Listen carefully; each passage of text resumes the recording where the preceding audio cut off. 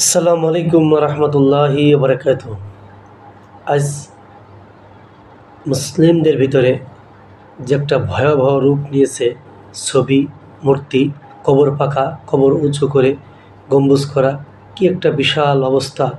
এ বিষয়ে রাসূল সাল্লাল্লাহু আলাইহি ওয়াসাল্লাম কী সতর্কবাণী দিলেন, কি নির্দেশ দিলেন, আমরা এই নির্দেশ সম্পর্কে জানবো ইনশাআল্লাহ। মুহাম্মদ সাল্লাল্লাহু আলাইহি ওয়াসাল্লাম বলেছেন, আলী, তুমি ছাড়বে না কোনো ছবি, মূর্তি এবং উঁচু কবর সব ভেঙে মাটির সাথে মিশিয়ে দাও। হাদিসটি সহিহ মুসলিম 2115 নম্বর হাদিস। হাদিস থেকে আমরা জানতে পারলাম আল্লাহ রাসূল তার এক সাহাবীকে নির্দেশ দিচ্ছেন উঁচু কবর, ছবি, মূর্তি সব ভেঙে মাটির সাথে মিশিয়ে দেওয়ার জন্য।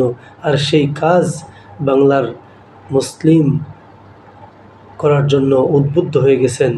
আল্লাহ রাব্বুল আলামিন আমাদেরকে যেন এই পাপ কাজ থেকে বিরত থাকা তৌফিক দান করুন। সকলে বলে আমিন। আসসালামু আলাইকুম ওয়া রাহমাতুল্লাহ।